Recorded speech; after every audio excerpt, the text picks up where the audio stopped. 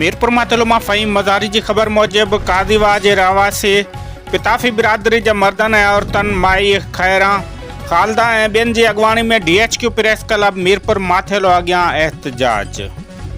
मुज़ाहिरीन जो चवणु हो त हिकु हफ़्तो अॻु जवाबदार पुनल अनवर मुनवर ऐं सदाम पिताफ़ी संदन नारी माई ज़रिन खे अगवा कयो आहे। उन्हनि सरहद पुलिस ते रिश्वत वठण ऐं जवाबदारनि खे गिरफ़्तार न करण जो इल्ज़ाम लॻाईंदे चयो त पुलिस ॾांहुं वञी थकिजी पिया आहियूं, पर हिन महिल ताईं का बि गिरफ़्तारी अमल में अची न सघी आहे।